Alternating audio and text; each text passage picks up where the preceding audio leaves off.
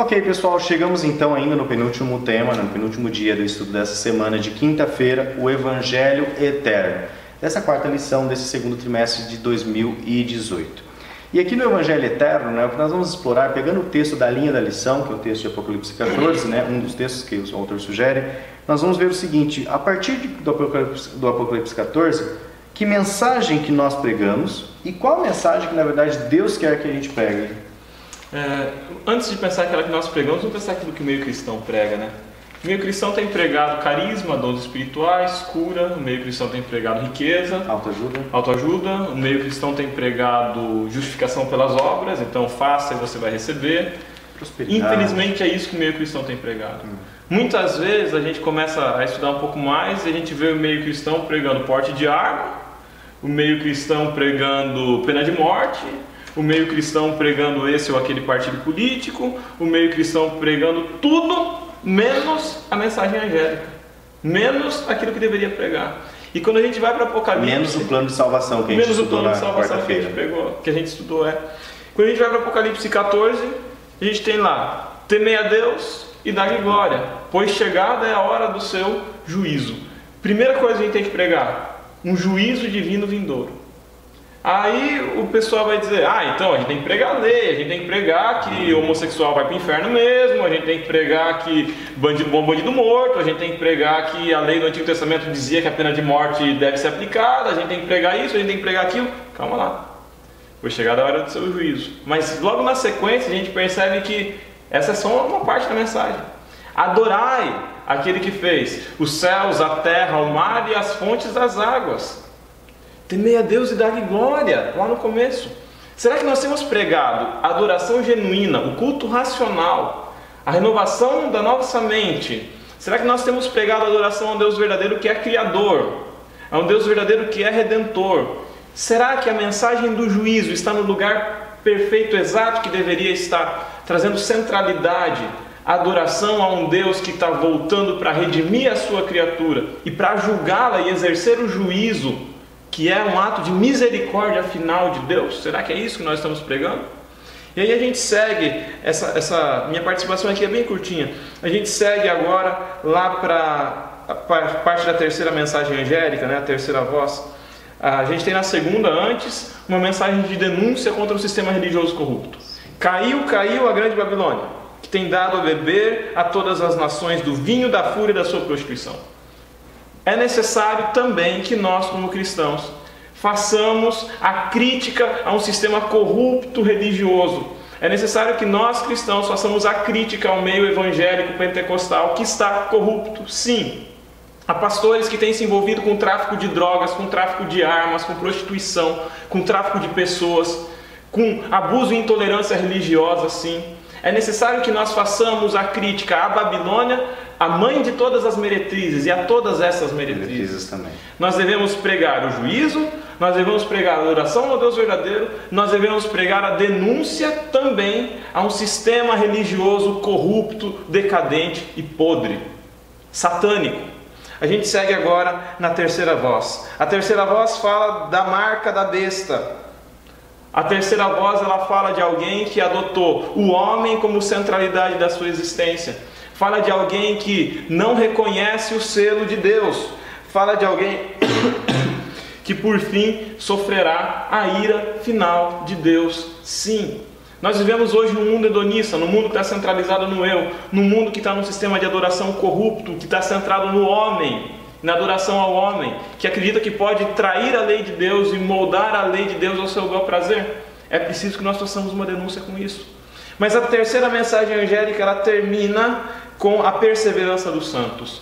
E eu gosto sempre de terminar, quando eu falo das três mensagens angélicas, com o versículo 12, que diz assim: aqui está a perseverança dos santos, os que guardam os mandamentos de Deus e a fé em Jesus. Por fim, nós temos uma mensagem dúplice dentro da terceira mensagem angélica. A parte final da terceira mensagem angélica fala para nós que aqueles que serão salvos, não que vão se salvar, aqueles que serão salvos são os que guardam os mandamentos de Deus, Ou seja, aqueles que vivem uma vida de constante santificação, de busca pela santidade. Aqueles que, como Paulo disse em Romanos capítulo 12, renovam o seu corpo e renovam a sua mente por meio de uma prática religiosa plena, de acordo com a vontade de Deus, e que querem viver em novidade de vida. É isso, pregam a lei. Pregam Cristo como sendo a concretização da lei, salvando o homem da condenação da lei. Cristo cumprindo a lei para a nossa salvação.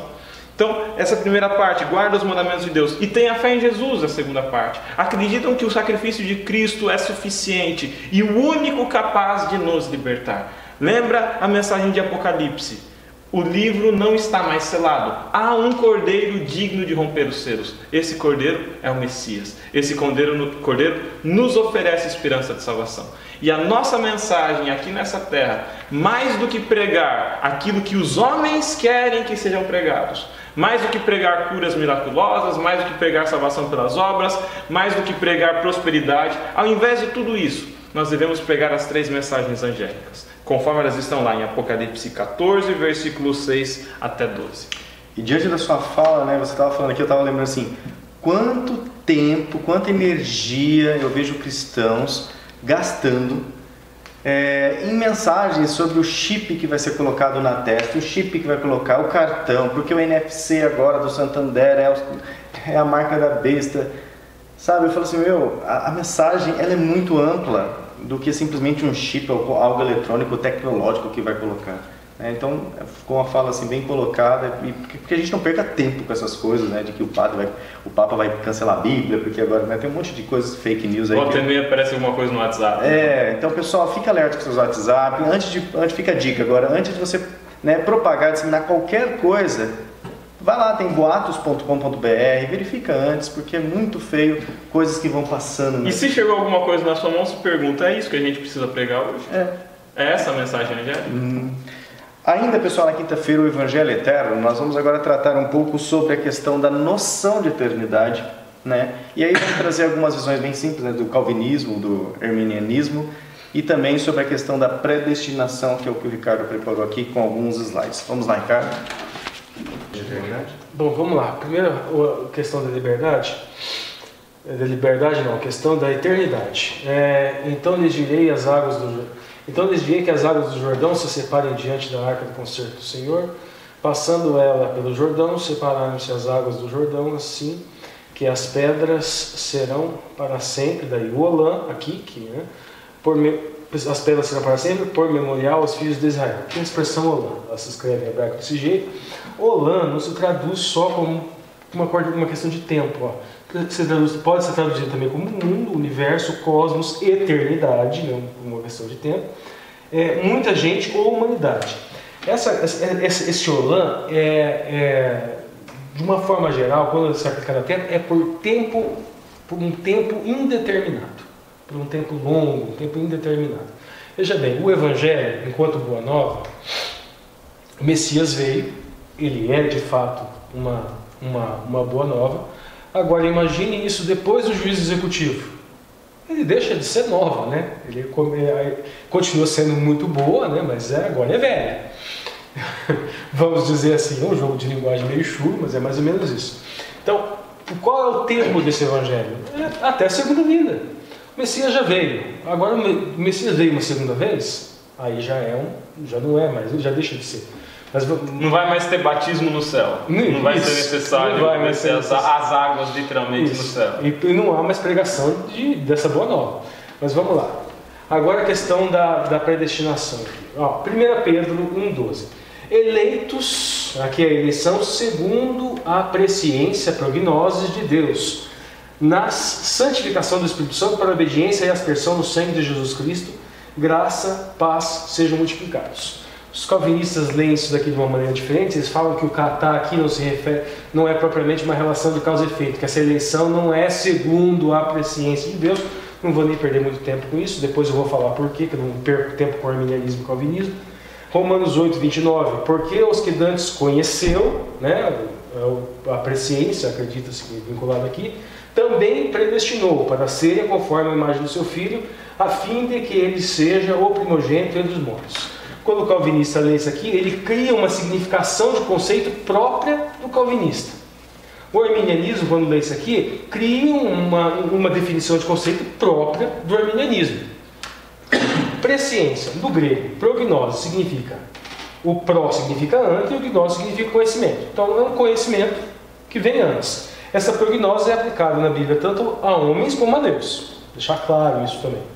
Predeterminar, o pró aqui, antes, e o orizo, marcar ou fixar limites. Então, o que seria, assim, sob o ponto de vista epistemológico da palavra? Seria um de antemão, marcar ou fixar limites. Deus fixou limites para o homem, para esse homem que foi eleito. Então, vamos lá.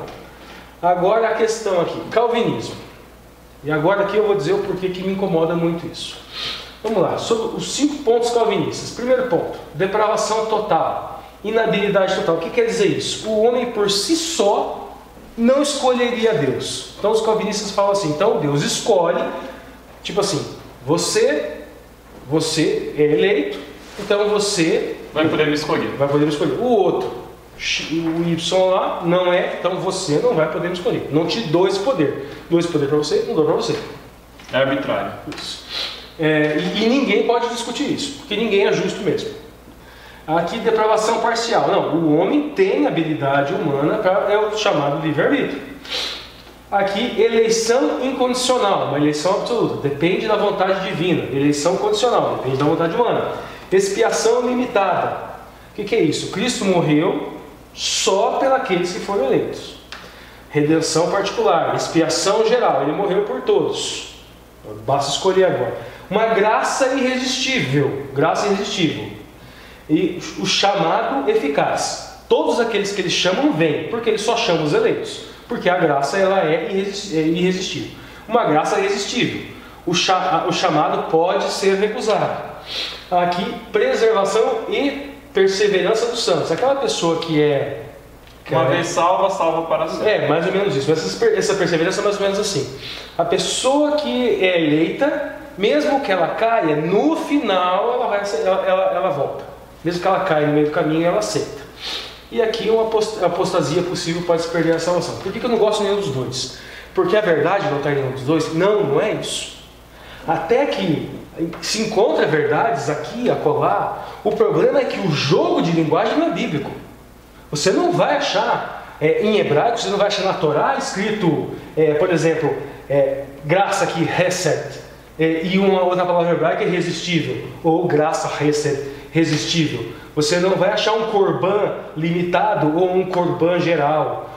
Você não vai achar um vaikra irresistível, não vai encontrar. Esse jogo de linguagem não é bíblico. Esse jogo de linguagem induz definições de conceitos que são próprias dessa construção aqui. Então tudo bem. Então qual é o jogo de linguagem bíblico? O jogo de linguagem bíblico está na Torá.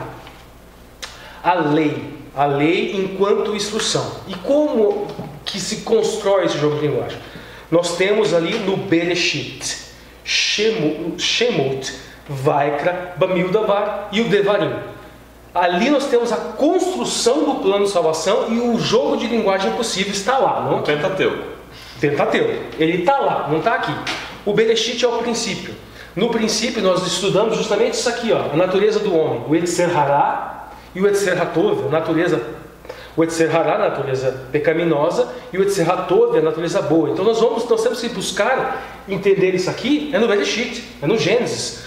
Noções de Shemut, os nomes, é o caráter. Lá nós temos o nome de Yahweh, que denota uma transição de existência de Yahweh, e denota uma transição que nós temos que passar da nossa existência também. Aí nós vamos lá por Vaikra, que é o chamado, é justamente o chamado. Então é o jogo de linguagem do Vaikra que nós temos que utilizar, não esse jogo de linguagem aqui, dessa irresistibilidade do chamado, coisa assim. Aí nós temos o deserto, o ermo, que é o Bamildavá, que é a purificação. Nós temos que buscar essa purificação e nós vamos buscar os jogos de linguagem daquele povo no deserto e daquele Cristo no deserto, lá nas tentações. E o Devarim, que é a palavra de Deus. E nós temos os mandamentos que nós temos que ouvir essa palavra, então já está essa palavra. Esse é o jogo de linguagem que nós devemos buscar. Não devemos buscar jogos de linguagem estranhos fora da Bíblia, não. Ok, pessoal, então terminamos aqui o Evangelho Eterno, né, essas duas explanações. Mais uma vez fica o apelo aí para vocês estudar mais a Palavra de Deus no primeiro lugar, mas também deixar seu joinha, se inscrever no canal, acionar o sininho e também comentar aí na hashtag compartilha o WhatsApp. Compartilha o WhatsApp. Nos vemos então, pessoal, no último tema, que é o estudo adicional de sexta-feira dessa quarta lição desse segundo trimestre de 2018. Até daqui a pouco.